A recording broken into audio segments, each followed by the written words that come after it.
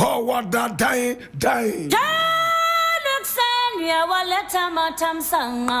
This is the voice of the Patriot, where we speak truth to power. Now here we don't criticize, but if we must, it would only be on one condition: to build and not to destroy. That is why we keep saying we are in the service of God and country. Now, my brother, my sister, here we are not neutral. We have taken sides. Yes, we've never claimed to be the side of the truth. That is why we are affectionately called the headquarters of the truth.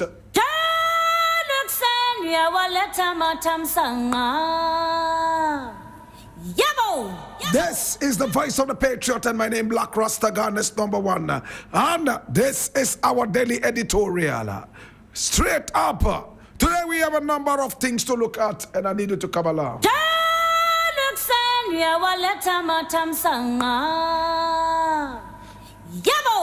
Now the first story I want to look at on a very sad note, and it's all over the news right now. All the news reels are rolling with this story. Nana Konadu Agyeman Rawlings, former First Lady of Ghana, has passed away. My brother, my sister, former First Lady of Ghana, Nana Konadu Agyeman Rawlings, has reportedly passed away at the age of 76 at the Rich Hospital in Accra. Now, according to reports, Agyeman Rawlings had been unwell for some time and was under close medical supervision prior to her passing. She was the wife of the late former president, Jerry John Rawlings, and played a prominent role in Ghanaian politics and social advocacy. Nana Konadu Agyeman Rawlings was widely recognized for her leadership in championing women's rights and empowering communities across the country. Details surrounding the passing remain unclear, as both her family and hospital authorities have yet to issue an official statement. She served as Ghana's First Lady from 1981 to 2001, 20 solid years, and was the founder and leader of the National Democratic Congress, the NDP. I beg your pardon, National Democratic Party. She also established the 31st December Women's Movement, DWM, in 1982, an initiative aimed at empowering Ghanaian women through entrepreneurship, education, and political participation. Her last public appearance was on September 18, 2025, when she was accompanied by her children to the final funeral rites of the Asantehima, Nana Konadu Iyadom, the stead at the Manshia Palace in Accra.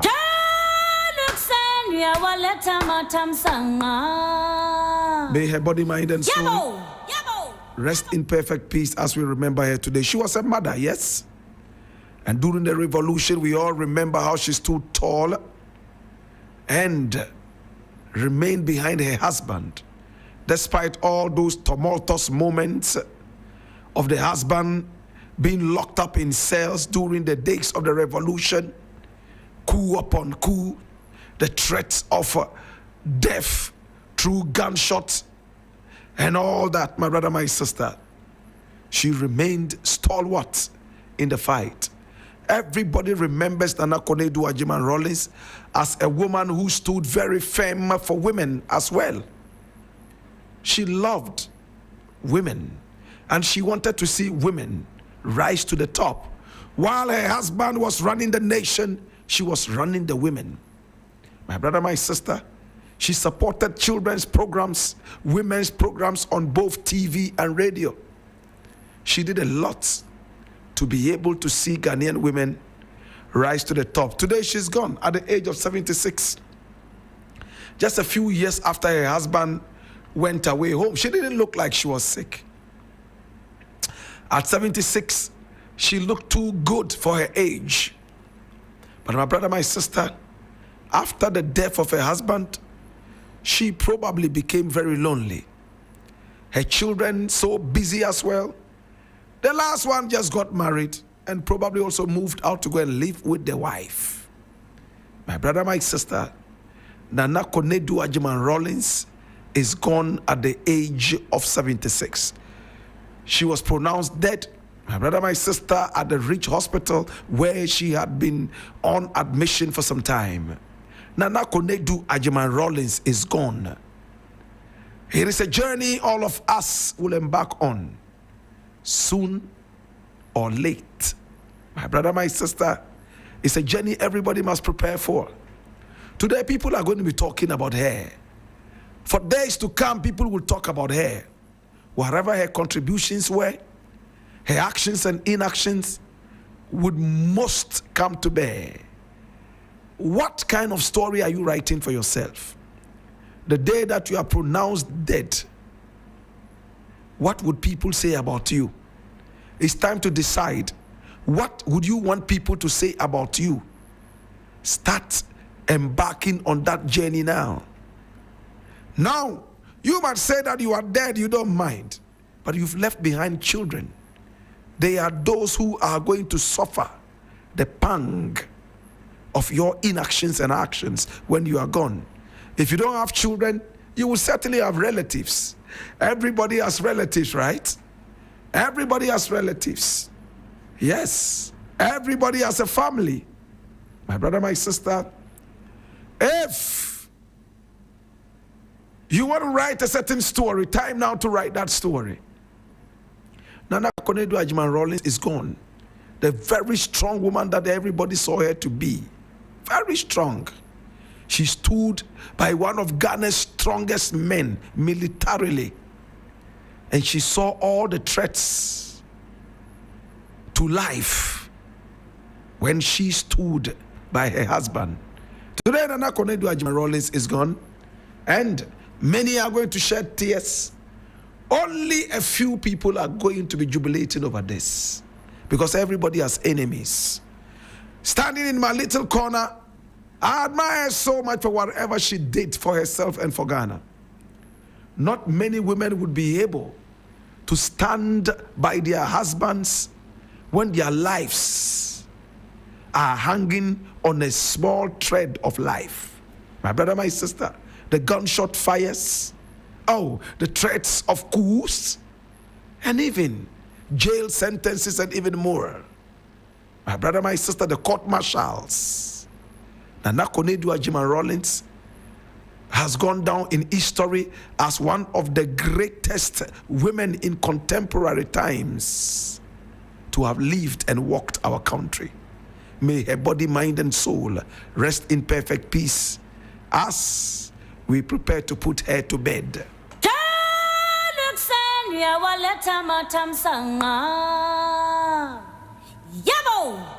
Now, everybody's going to be talking about Nana Konadu Ajiman Rawlings, and let us still talk about our country. The country still goes on. Yes, life goes on. I'm reading this from Ghana Web, and it says, Mahama's intervention in PAC. Pratt questions legality, cites history of judicial inaction. And I read, now the managing editor of the Inside newspaper, Kwesi Pratt Jr., has weighed in on President John Dramani Mahama's recent meeting with key stakeholders aimed at expediting punitive action against officials cited for financial malfeasance in Public Accounts Committee reports. Now, speaking on Good Morning Ghana on October 22, 2025, Pratt acknowledged the legitimacy of the president's underlying concern regarding judicial inaction, but questioned the appropriateness of the executive arm directly intervening in prosecution processes. Pratt began by emphasizing the foundational principle of Ghana's governance structure. We have three arms of government who operate autonomous.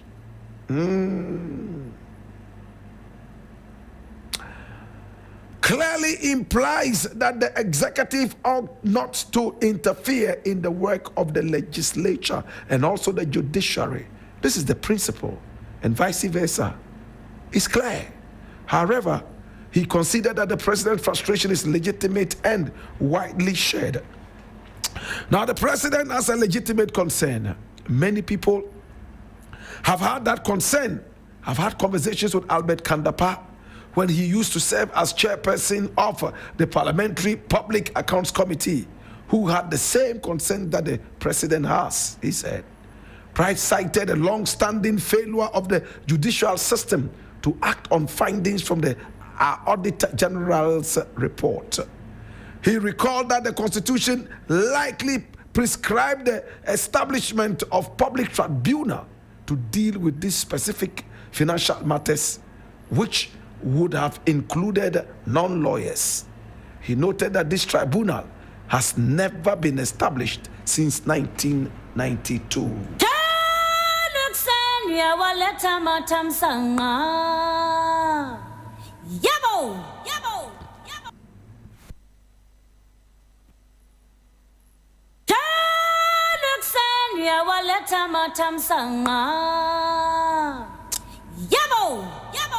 So what happened to the fast-track courts? When was the last time you heard about the fast-track courts? Everybody is crying that judiciary is a little lackluster in its delivery of duty. Everybody is crying that the judiciary is slow. The law courts are slow. They do not act quickly on what the Attorney General, what the Auditor General, what the OSP and the rest of them bring to the fore. My brother, my sister, when you go to countries like America, Japan, China, England, they have a way of fast-tracking their issues in court so that justice can be delivered. We all remember this saying, justice delayed is justice denied. Do we remember? So why are we delaying justice? The courts in Ghana can sit on an issue, and this is not a one-time issue. Several issues. For 10 years, 20 years, the judge will die, another one will be brought, he will die, they will bring another one, he will die, and the case is still on. And when you look at it, in fact, this case could have been fast-tracked, but unnecessary delays and all that. The big question is, why are the cases delaying? Are the judges lazy? Or is it difficult for us to be able to deliver justice promptly? A lot of people, the moment you tell them to go to court, they say, I don't want to waste my time. They see the courts as a waste of time. And if the courts are supposed to deliver justice, then it means justice delivery in Ghana is a waste of time. It's a waste of time. When a country begins to see delivery of justice as a waste of time, in fact, people would resort to mob action or the so-called mob justice, which I prefer to call mob injustice, and street justice. You suspect somebody is a thief, you catch him and slaughter him one time. After all, when you take him to the courts, they will ask for 1 trillion evidence. They would ask you to go and come 1 trillion times. Intentionally put safe foot on your issue. Nobody wants that. So it's time for the judiciary to sit back and in fact do due diligence. It is becoming one too many. The complaints people have all over the place. Nobody's interested in going to the courts anymore. They like the instant justice. Some people even believe in going for Akpelakpaji, Baba Tongo. They like to go to the Juju man and get their justice delivered rather than running to the courthouses where your case could linger for another 6 million years. Mahama is frustrated about this. One court case, and when they are adjourning it, several months of adjournment.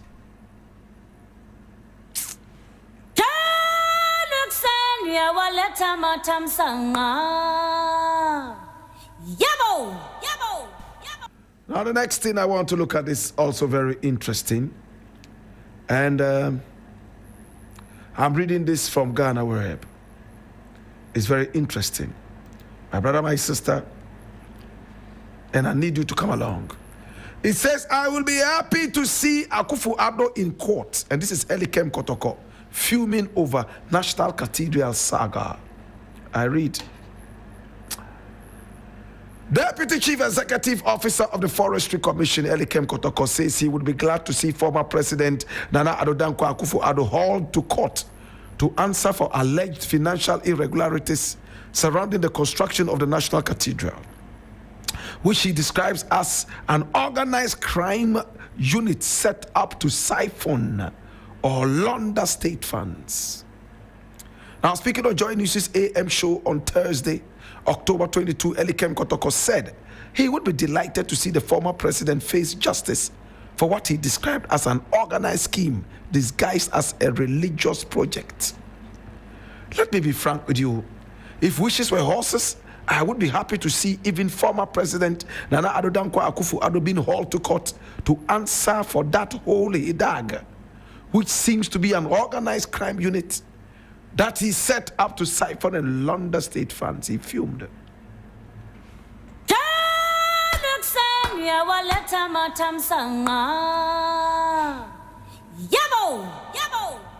In fact, I have said this time and again, I truly want to see the former president answer some of these questions. The president of Ghana is not God. He is still under the laws of Ghana.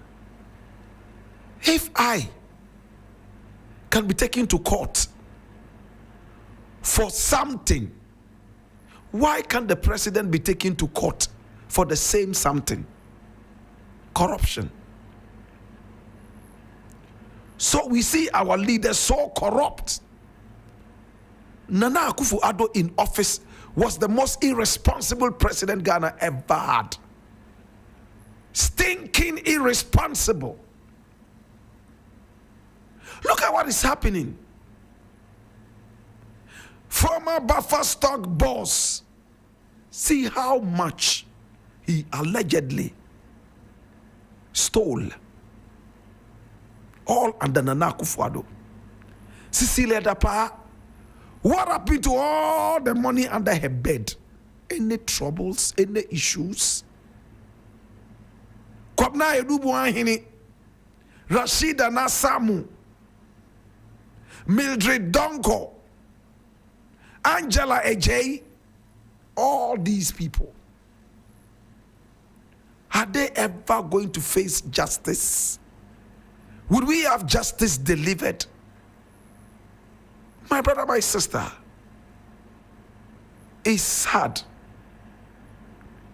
Nana Addo Dankwa Akufo-Addo, only a couple of days ago I was saying that I'm going to find out from my lawyers how to drag him to court before he dies. We all would die one day. But Ceteris paribus, old people die before younger ones. And remember I said, Ceteris paribus. All other things remaining equal. They have to answer for their stewardship while in power. I side and agree with Elikem Kotoko. Nobody is above the law. Nobody is bigger than Ghana. It is time to hold all these supposed criminals to court. It is time to deal with them one after the other. I leave it here.